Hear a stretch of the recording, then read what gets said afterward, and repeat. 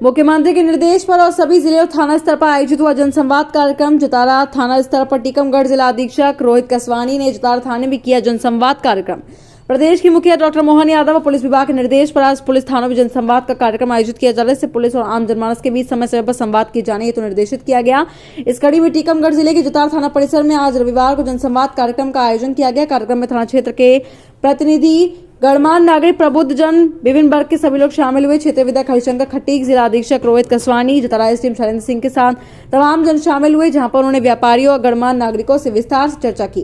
व्यापारियों और जनप्रतिनिधियों से संवाद स्थापित कर रोहित कसवानी ने और विधायक हरिशंकर खटीक ने थाना प्रभारी ने उनकी समस्याओं को जाना। साइबर क्राइम सहित यातायात व्यवस्था और अपराध पर अंकुश लगाने से व्यापारियों से सहायता की अपील की। इसमें सुरक्षा की दृष्टि से देखते हुए चौराहों पर सीसीटीवी कैमरे लगाए जाएं। चौराहों पर, बस स्टैंड पर घाटियां और जो सीसीटीवी कैमरे खराब हैं उनको जल्दी ठीक कराया जाए।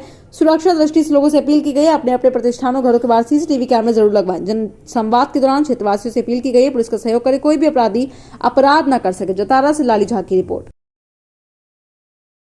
आज जो जनसंवाद हुआ है और आपने बोला था कि क्राइम के मामले में या सर्वे सेल के बारे में लोगों की माने सर्वे सेल से माने तो कोई संबंधित कार्य आती है तो उसमें कोई सुनाई नहीं होती है। सालों तक ऐसे डले रहते हैं कि सर्वे सेल से कोई सुनवाई नहीं होती है। इस बारे में आप क्या कहेंगे? आज यहाँ हमारे यशस्वी मुख्यमंत्री जी की प्रेरणा से हमारे डीजी सर के मार्गदर्शन में हमने सब प्रत्येक थाने में ये जनसंवाद कार्यक्रम रखा है। इसमें हमारे विधायक जी, एसडीएम साहब, नगर पालिका अध्यक्ष साहब, हमारे थाने के सदस्य कर्मचारीगण, अधिकारीगण, यहाँ के जतारा थाना क्षेत्र के सभी प्रबुद्ध नागरिकगण सभी आए।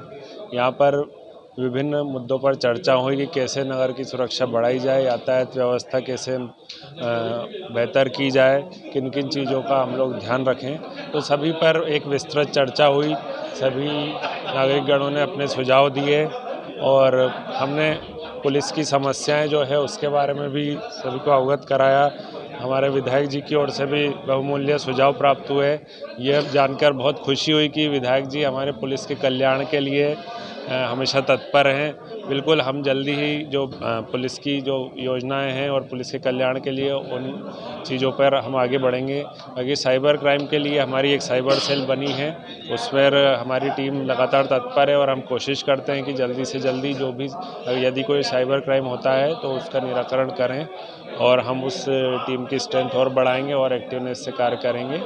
और जनसंवाद में जो सभी नागरिक आए हैं उनको धन्यवाद और आगे भी इस प्रकार की जनसंवाद की गतिविधियां चलती रहेगी। जय हिंद, जय भारत। Thank you. जो पुलिस का जनसंवाद हुआ है, जो यहाँ पर लोगों ने समस्याएं रखी हैं, क्राइम के मामले में रखी है, साइबर सेल के बारे में रखी है, इसमें आपने क्या अवगत कराया कप्तान जी? सबसे पहले तो हम धन्यवाद देना चाहते हैं कि ये प्रशासनिक जो पुलिस प्रशासन एवं जनता के बीच में जो संवाद के माध्यम से कई ऐसे सुझाव प्राप्त हुए हैं जिनके माध्यम से जो अपराध में रुकने का काम होगा।